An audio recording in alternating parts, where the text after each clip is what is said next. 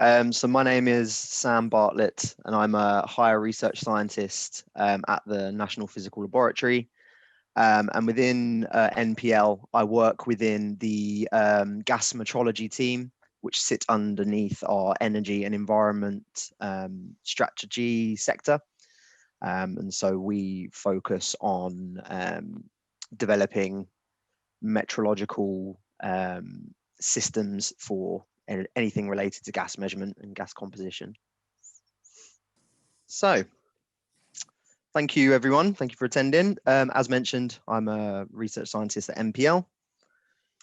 So for those of you who don't know who the National Physical Laboratory are or what we do, we are the UK's National Metrology Institute. And by that, we are responsible for upholding the national measurement system and primary standards for measurement for the UK. And so metrology, as we're a metrology institute, metrology is the science of measurement. And with regard to that, so everything related to measurement science, meaning that we're more interested in whether the answer is correct than what the actual answer is. We're a government-owned laboratory, and within the lab, we have 4 different sectors of research, and they are digital, advanced manufacturing, life sciences and health, and energy and environment. And as I mentioned earlier, I sit under the environment and energy team.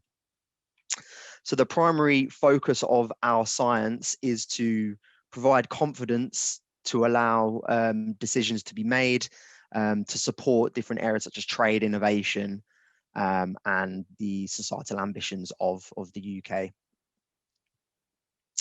And our main remit is we aim to develop and apply our measurement capability and the science that we've developed over 100 years to apply that science to industry, enable to develop lower TRL science into higher TRL to provide wider uptake and deployment.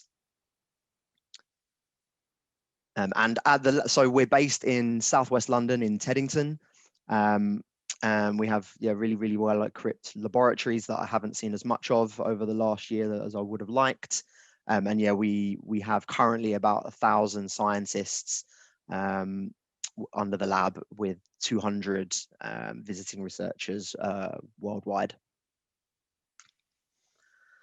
So as I mentioned, I sit under the energy environment sector, and in October last year, some of you on the webinar may have attended, but we held a series of webinars that were attended by key stakeholders in industry within the CCUS sector, with the aim of building a clearer picture of the measurement needs facing deployment of CCUS in the UK, but also worldwide as well, globally.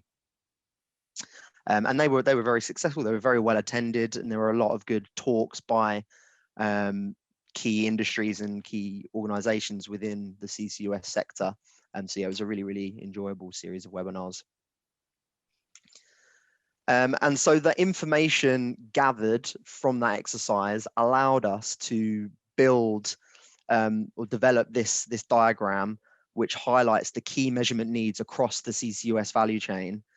And as you can see, there's a wide variety of different measurement challenges that are needed to help further facilitate deployment of CCUS.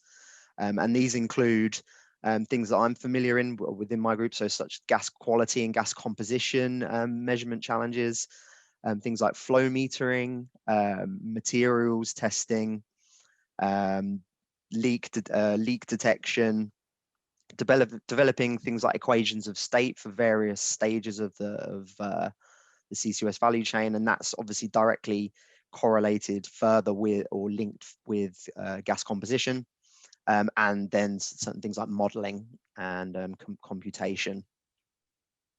So we built this kind of this diagram per se to highlighting the challenges within the sector. And then we requested the input from the CCUS industry to help us prioritize what those key measurement needs are. And we've broken them down here into the four, what we consider the kind of the main discrete sections of the CCUS value chain. So capture, transport, usage, and storage. And obviously for the sake of this webinar, we're looking at transport and storage.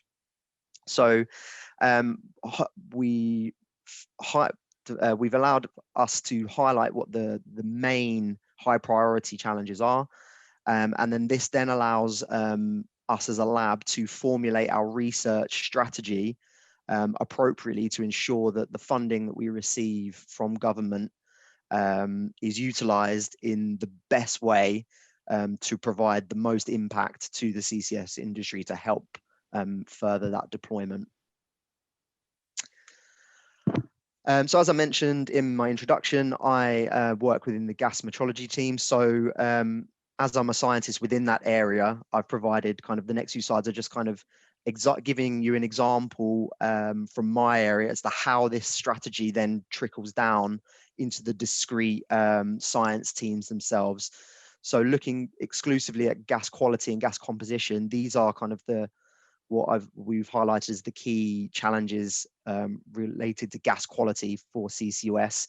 And obviously the dashed line to the right of the diagram is the section that covers the transport and storage, obviously relating to this webinar. And they're related to things like flow metering, gas quality and composition for the optimization of operational conditions, including compression, and then the relative quality requirements for storage and obviously utilization, but that's separate. So these challenges and these needs can then be tackled by, or they're trickled down into our teams and then decided to which teams within NPL are best suited to address these challenges. And so our gas metrology team have got a wealth of experience and skills that we've developed through many years, and they've slowly transitioned from being applicable for the energy industry, but the conventional fossil fuel based energy industry, so things like natural gas, LNG, and these things, but those key skill sets are now being further utilized and applied for research into greener and cleaner energies. So, and they really apply from the basics of collecting a sample of gas to then analyze back in the lab. And although that may sound quite trivial, it's actually the key first step to the kind of gas quality and gas composition measurement strategy. You need to ensure that what you've collected is actually representative of the wider gas stream in the system. And then we have obviously got a lot of gas analysis expertise, hence the name of our group. And we're able to apply various techniques to measure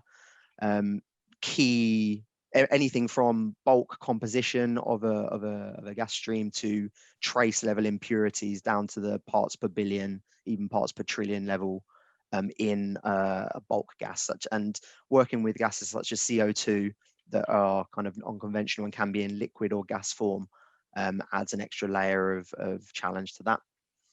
And then our bread and butter and is kind of our key mission as part of NPL in upholding the national measurement system for the UK is our providing these primary reference materials or gas standards, which are directly linked to the SI system of units. So kind of similarly to the international prototype kilogram held by the BIPM in Paris, which is the primary standard for mass measurements, we are responsible for producing primary standards that are linked to the mole and to provide primary traceability for chemical measurements or gas composition measurements. And further, these are the skills and experience that we can apply. We can take our primary expertise through our reference standards and apply these to different aspects of and the different challenges that need to be addressed along the value chain. So these can involve things like analytical method development, instrumentation development, which is important because you then need to develop the instruments developed are then utilized directly by industry for various purposes. Sampling, as I've already mentioned, but we also apply things like proficiency testing, so assessing the capabilities of other labs. We're involved a lot in standardization, so the development of things like ISO standards and EN standards in terms of the EN level and BSI, whether that be for gas composition, gas quality, or sampling best practices and analysis methodologies.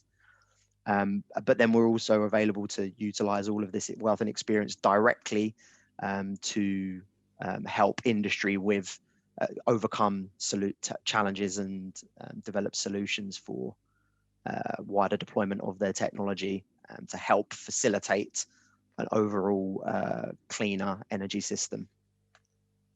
Just to highlight, so the measurement challenges, the measurement needs report is available from this link. I'm happy to drop that in the chat if that's of interest to anybody after I'm done.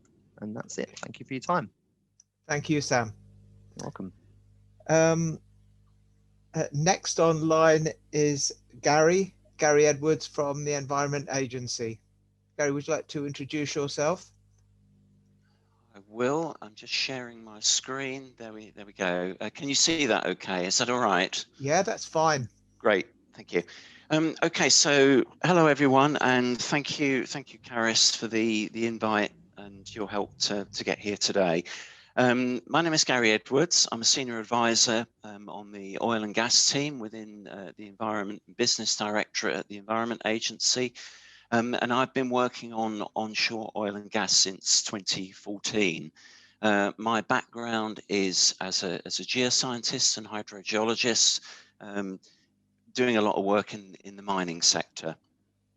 And prior to this, especially when we were part of Europe, I was the UK representative on the European Technical Adaptation Committee for Mining Waste. So there's a bit about my background. On the oil and gas side, I've mostly been working on providing the input for dealing with the wastes for that sector, and also dealing with a lot of the technical issues that have come up during our preparation and getting up to speed to regulate the shale gas industry, which, as we all know, has come to a bit of a grinding halt. But that aside, that is probably important from this point of view, because the focus about what I'd like to talk to you today is the repurposing of oil and gas wells, not particularly shale gas, because we only got a handful of those, but the conventional oil and gas wells that are in our country. So I'm just going to go on, hold on. Let's move. There we go, that's got it. So as far as we can gather, the clear policy focus for carbon capture and storage in the UK is on the proposed coastal clusters and offshore geological storage. However, we understand that in time, existing industrial facilities not co-located with offshore storage infrastructure may explore the possibilities of onshore storage. The government's 2020 energy white paper stated quite clearly that the government will look to provide opportunities for oil and gas companies to repurpose their operations away from the unabated fossil fuels. And whilst it didn't specifically state whether this was onshore or offshore, we're assuming that that would be a generic statement that would would cover both. The UK Onshore Operators Group, who represent the majority of onshore operators, issued a policy document to us in January, in which they have made a very strong case for the repurposing of onshore oil and gas wells, because they can see the value in this, and it fully is in accordance with the government's plans for achieving net zero and the statements that are in the Energy White Paper. And in terms of the numbers of wells that could be used, they take a lot of their referencing from a paper by Watson et al., 2020, University of Glasgow, which is primarily around, some of you may have read it already, but it's primarily around repurposing for geothermal heat.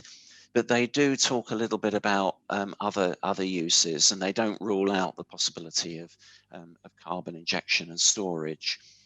So in terms of the numbers of wells that might be potential for repurposing, we're looking really at those wells that are either operational or are in the early stages of decommissioning. So that would include shut-in, plugged and abandoned phase 1. Once you get beyond that, it's more difficult. And of course, phase 3, the headworks have been removed and the upper part of the casing has generally been milled, so you would not go back into those wells. So we're looking between about 600 and 700 wells that are potential, although not all of those would clearly be in the right place. So, as I say, the real benefits that can be seen from this are fairly obvious. That includes the drilling costs, which would be a major part of any program, and of course the environmental impacts from those drilling activities as well, which are not inconsiderable. It avoids decommissioning, which itself is work and involves emissions. And then, of course, there's the time and effort, including knowing the geology and all of the survey work which would have been done for the oil and gas extraction. So the very fact that so much reservoir data was collected would be a big advantage to at least doing the initial stages of assessment as to whether that area would be suitable for carbon sequestration. The document that was supplied to us by UQUG indicated a definite willingness on the part of operators to help facilitate this, and at least one of the operators has given an assurance that they would like to make some wells available for research purposes, because one of the difficulties that often occurs is that you can do a certain amount of work in the lab, but with these things that are very much based on real world, will it work for a real well, a real formation at considerable depth, without doing the testing on a real well? There's always that element of will it, won't it? So that could in fact be very useful, and that would be probably in support of the UK GEOS facility in Glasgow, which has some underground facilities as well, and is also involved in research for the CCS at the moment. So just, there we go.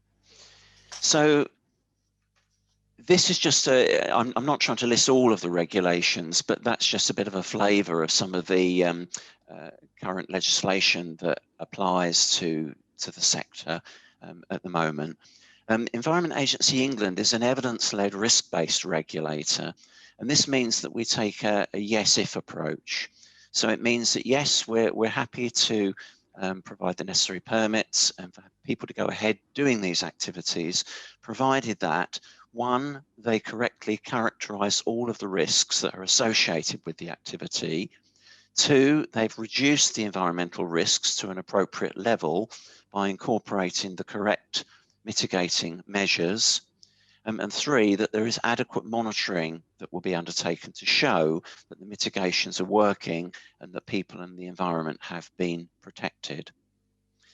Now, we don't regulate wells as such, But if a failure could result in an environmental impact or environmental harm beyond the well or as a consequence of that failure, then we would definitely take an interest and want to make sure that those risks have been addressed. So I'd first of all like to acknowledge the very significant amount of work and research that has already been done on carbon capture and storage. Unfortunately, time doesn't allow me to really list or discuss any of it here, but it is increasing every year. There's an awful lot of work going on. So I'll just skip to what we see as being important for us, I suppose, our requests really. So generally, we need to know how onshore oil and gas wells could be repurposed for carbon storage, and what constraints might apply to that. We need to know all of the risks at local and regional scale to provide public confidence that we can regulate it effectively, and also give operators the confidence that we will do so proportionately and that they will have a fair opportunity in the marketplace. So specific research needs, I've listed some here. By no means is this a complete list, but it seemed some of the more obvious ones. Corrosion, for starters. If we're looking at older wells, which some of them might well be, if they're wells that have been around for some time, a big cut-off date was 1996. Which was the date that a lot of new regulations come in regarding the drilling and completing of onshore oil and gas wells. And it was the time that operators first had to, it was a requirement of the regulations that operators had to enter into the independent well examination scheme and appoint an independent well examiner.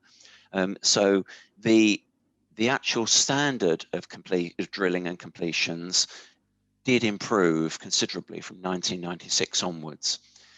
So basically, I'll run down them, I won't describe them. Yeah, thanks. You can see on there, so we're looking at corrosion, injection pressure, wellbore design, operational history. Has it had a history of problems, or has it been reliable? Thermal shock, history of near wellbore effects. Is the formation blinded? Would they need to carry out mini fracking or acid treatment in order to get it working? Location, is it in the right location? How many wells do they need to get it working? And what are the cumulative impacts? So there's a list of things there that would be probably uppermost in our minds in order that we could make proper regulatory assessments of the potential success of any repurposing of oil and gas wells. So with that, I'll leave it and say thank you very much indeed. Thank you, Gary. We can come back to those later in the discussion and unpack them, if that's okay. Next, we have Leila, Cécile, and Eric. I don't know how the three of you want to organize this. I think I just make a very small introduction where we are coming from. This is Leila, by the way. And then I pass it to Cécile and Eric, if that's okay. Okay. So as Vallourec is producer of steel and our expertise is materials, today Eric and Cécile are going to speak about material selection for CO2 storage wells. This is not only casing and tubing, but also connections that are key to ensure well integrity.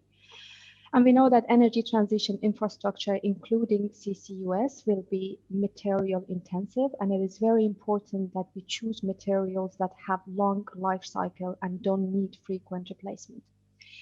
And material selection must be based on composition and streams to which various pieces of equipment, piping, and fittings are going to be exposed to, as well as temperatures and pressures, and most importantly, the dynamics that prevail. So Cécile and Eric will talk about very specific conditions for CO2 storage that need to be considered in the design, including sharp pressure, temperature, transients that could affect material properties. So with that, I pass it to Cécile. Thank you. So can you hear me, everybody? Yes. Okay. Okay. So we will discuss the key challenge for the CO2 storage and mainly, and especially what are the key challenges that tubular solution need to solve to ensure this well integrity. Okay, so sorry, I have some difficulty with my screen. So CO2 transport and enhanced oil recovery are known from decades, and Vallourec is already providing some tubular solution, casing, tubing, and VAM premium connection for this kind of market. But what we know is that there are some difference between oil and gas production, between ERA and this CO2 injection and storage. And the main, some example being the storage duration, the temperature, the presence of contaminant.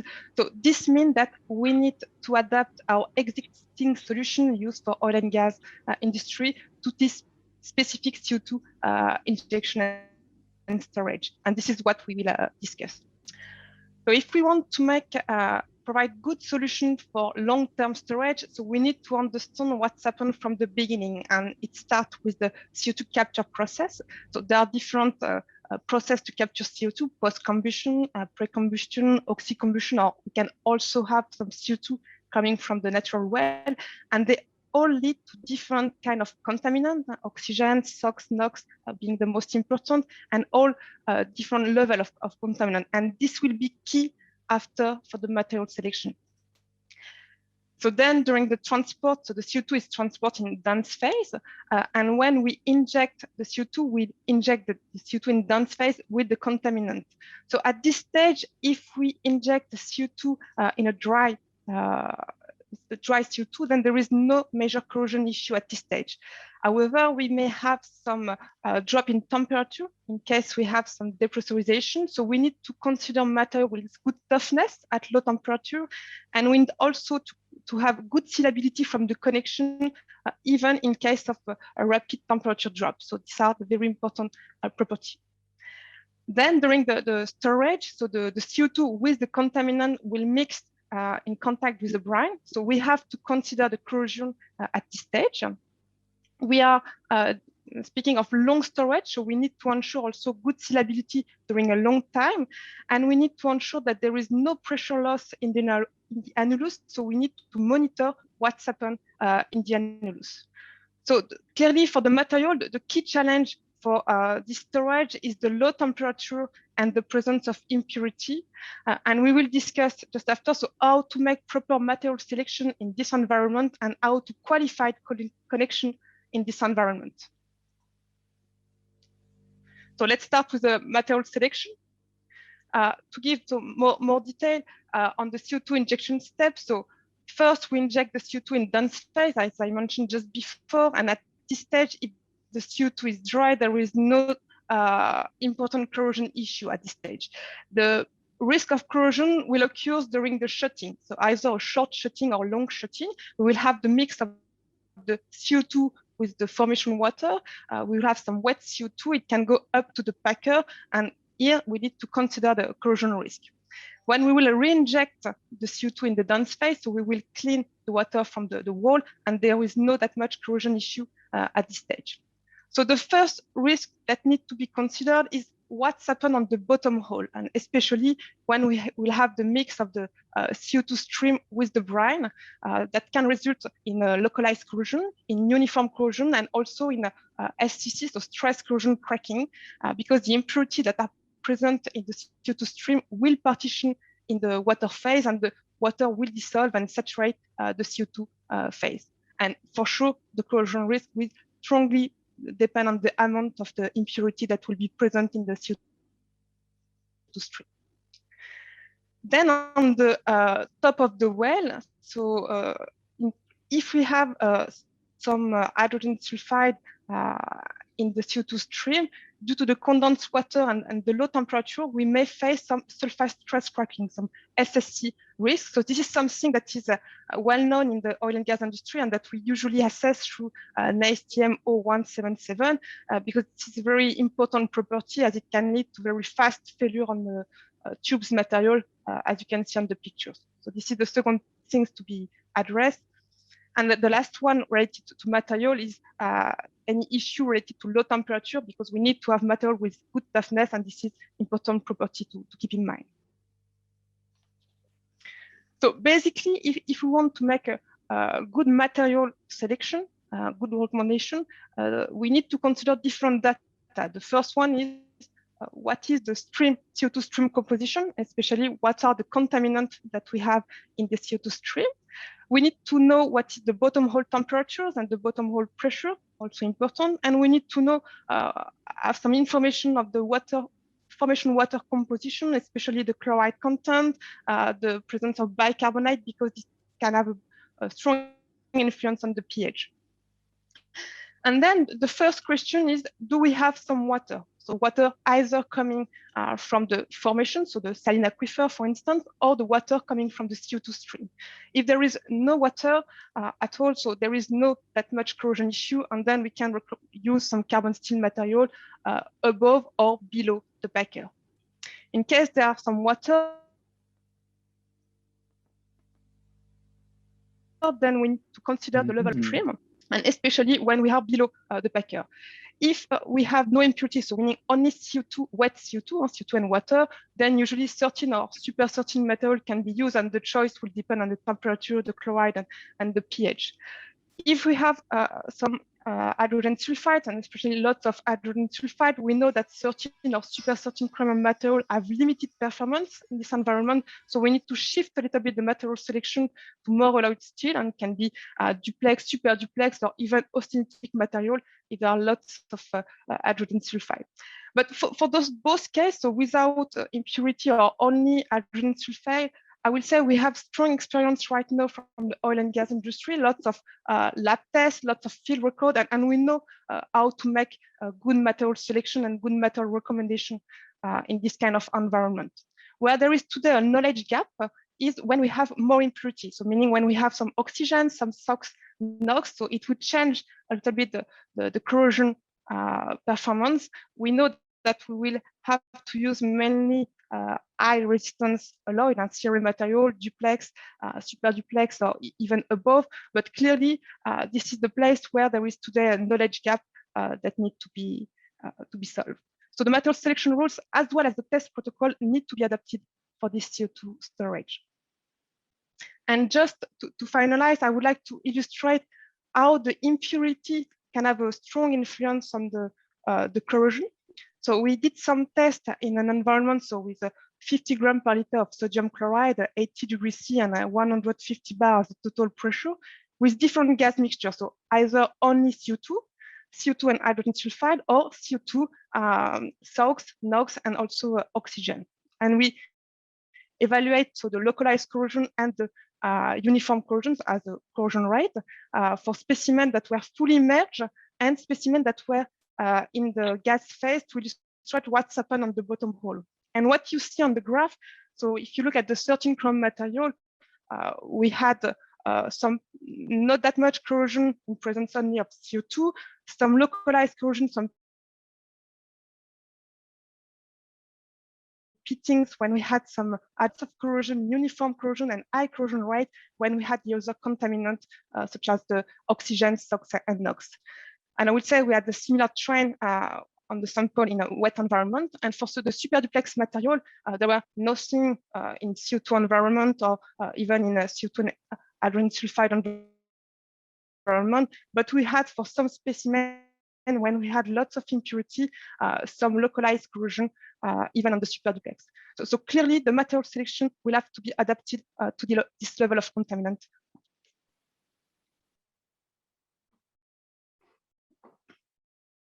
So Eric, I will let you continue on the connection. Thank you, Cécile. Good morning, all. I'm Eric Verger. I'm the General Manager for van point of connection development.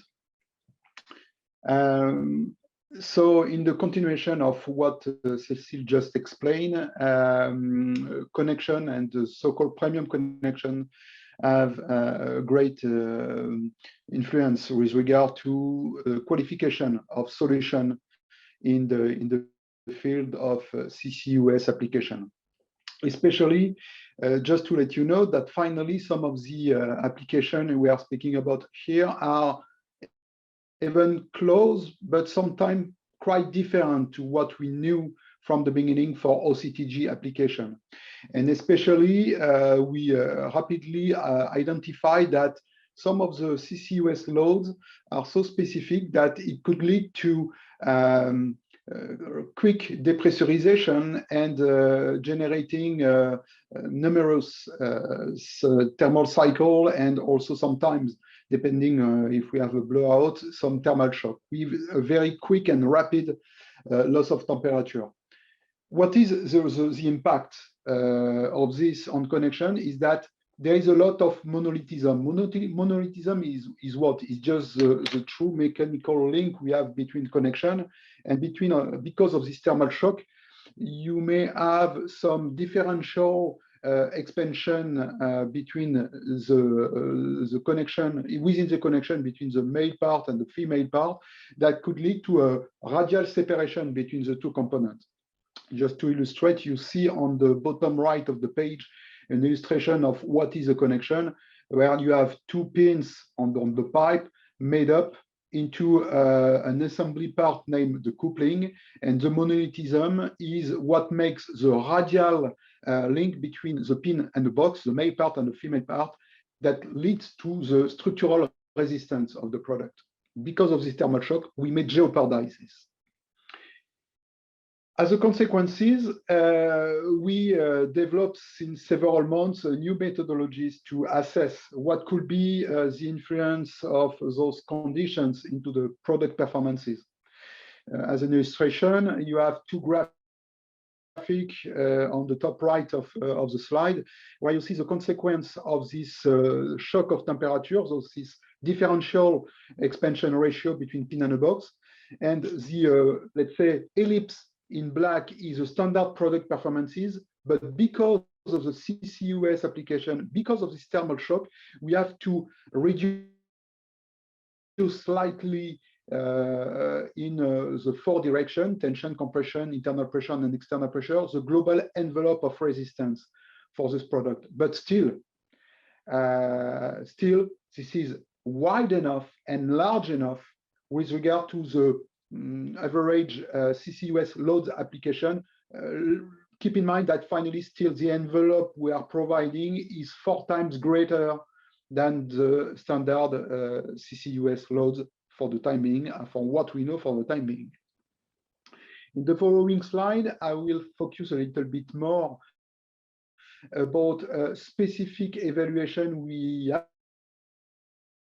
have performed performances, especially the low temp, the surface, and specific tribo test we will perform. First question, when we are developing connection, this is not only a question of steels. We are applying surface treatment, we are applying third body element that we call dope, just to lubricate during the assembly. And it has an influence also on the product performance in terms of sealability. So first question, what about the adhesion of a surface treatment on the steel in the case of a thermal shock? So we took VAM connections. This is a graphic on the left-hand side of the slide.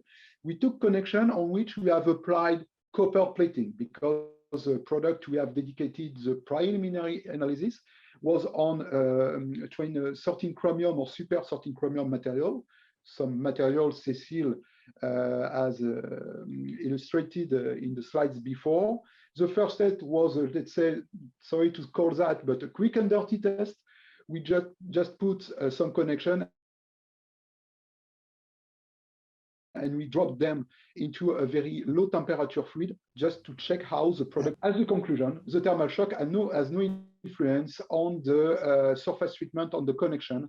There is no loss of adhesion, and the connection is behaving as it was before. We have a second evaluation with temporary, with migration of temperature.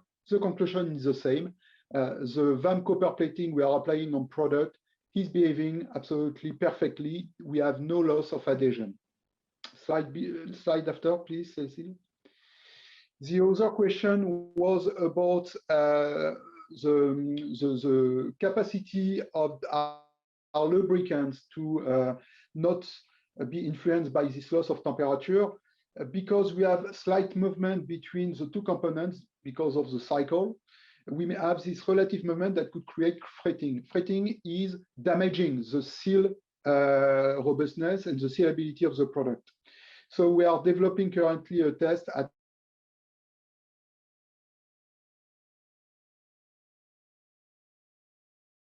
-60 degrees, our lubricant and our connection to some how the dope is behaving, and still is our metal seal in good shape to ensure sealability performances.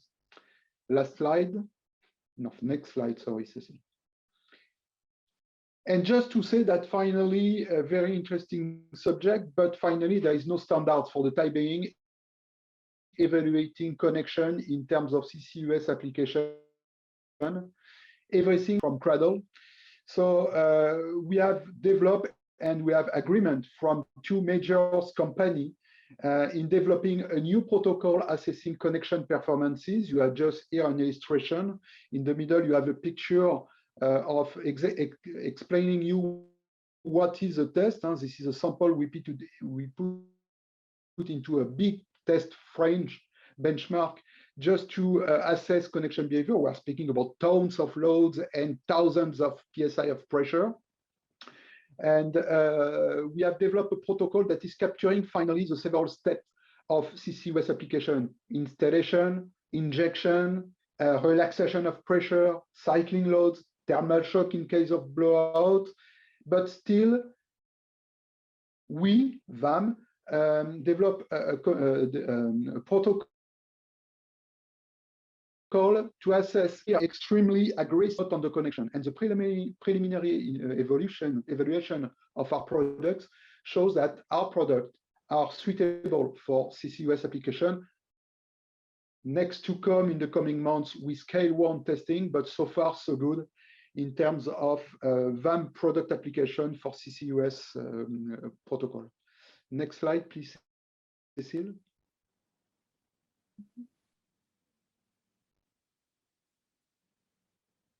Okay.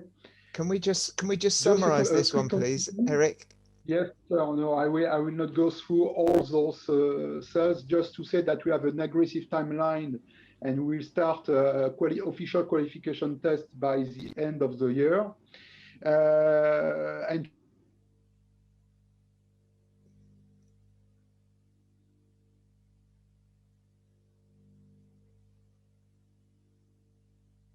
finally, as a conclusion, the main difference and whatever the pipe, the material is compared to your cycling, the high number of the longer storage duration, we are speaking about 25 years and even longer, specifically to product and material contaminants and presence of oxygen.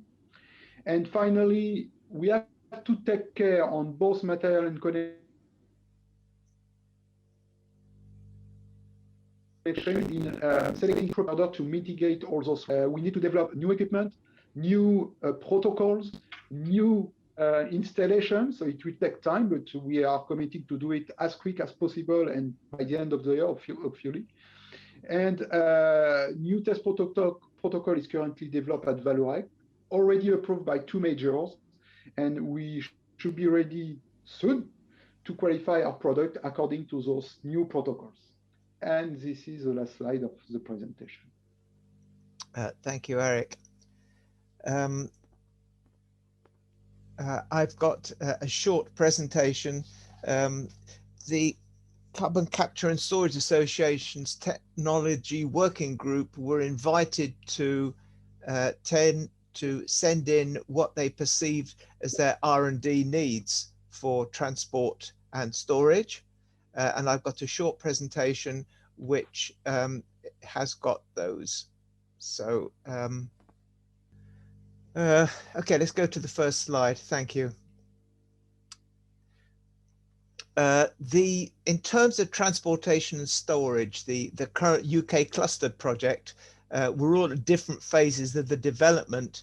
For instance, the project I know most about, the HyNet project, the hydrogen plant, the feed for that is coming for an end. The feed for the CO2 pipelines began at the beginning of March, and the associated consents, the development consent order process, is already underway and we started doing the wintering bird surveys last year. Now, in terms of pipeline design and construction, we've done a lot of it in the UK. And the mature oil and gas industries understands a great deal about storage geology. So we are beginning from, we're not starting at the beginning of things at all. But it's interesting that when we start looking at the finer points that we discover gaps, particularly with flow assurance, and it's flow assurance where we've identified a number of needs. Flow assurance is important because it enables us to plan operation of the pipeline, and it gives us, it's the basis on which the safety case is constructed. So the first one, next slide, please, is the prediction of vapor liquid equilibria for CO2 with small amounts of polar impurities, particularly TEG and methanol. You can all read the slide there, but what we discovered is that when we do theoretical thermodynamic works, it looks as if there is the potential for liquid dropout at quite high temperatures. So if you get some TEG with your CO2, and that TEG has the potential to settle out, like during a shutdown period, that you can get a reversal within the TEG, and you can get moisture dropout if you get the TEG forming in liquid. But it's all very well having theoretical predictions, but there's an urgent need to do some practical demonstration work. I just say that these things don't happen, or to say that they do, in which case our theoretical predictions are validated. So this has the potential for instance, a student to work together with industry, whereas industry would give that student the background knowledge and the support he needs, and then he or she would be able to complement that with some work in the thermodynamic lab. Next slide, please. This is the same sort of thing again, but this is for more complex mixtures. More of the same, really. We're interested to take a proposed CO2 export specification, and we'd be willing to provide this by way of an example with the major impurities included, and compare the experimental results with some theoretically derived predictions. Again, it probably needs a thermodynamic lab, which is why academia are probably best placed to do this sort of work. The next slide is similar. We'd like to understand CO2 hydrates better. Hydrate formation is an endothermic reaction. Does that mean that when hydrates melt, that's an exothermic reaction? Possibly. We'd like to know whether they would actually form quickly enough to block a blowdown valve. We'd like to know how quickly they melt. And where the hydrate touched the pipeline, there is locally an enhanced amount of aqueous material. Will that introduce corrosion spots into the pipeline? So we think we'd like some enhanced understanding of CO2 hydrates. The next slide is, I mean, really this is getting together probably with NPL to become more a part of what they're doing. And this is already happening to some extent. But I think that there is quite a lot of work needing doing in the whole metrology area, particularly flow metering. It's the challenges being that we can have quite large changes in mass flow. We can have changes in pressure, and we can have change in the phase of the CO2, but we need to be able to monitor it nevertheless for all the reasons that Sam has already explained to us. So I think that there is great potential for research to be done in the flow metering area. And finally, from me, this is to look at the whole, what the CO2 is doing, how it is behaving all the way down the chain from production to storage. It's not just, as it were, the crude information they need for getting the compressors all working properly and so on. It's actually understanding what the CO2 is doing at every point. And that means modeling the geology of the well. It means modeling what's going on along the whole length of the pipeline. And it's yes, there are reservoir models, and yes, there are pipe flow models, but it's bringing them all together and producing something which is which will do the whole job. And for instance, if you're injecting into a saline aquifer and you need to maintain the pressure in the right range, it may be necessary actually even to pump out some water so that we don't over pressurize the well cap. It's looking at that whole thing there. That's quite a big piece of work, probably more than the R&D budget we're looking at the moment could cope with. But let's put it out there and see where it goes, because it may be possible to build on what somebody is already doing. Well, that's a response from the CCSA. Thank you, Karis. We can close that now.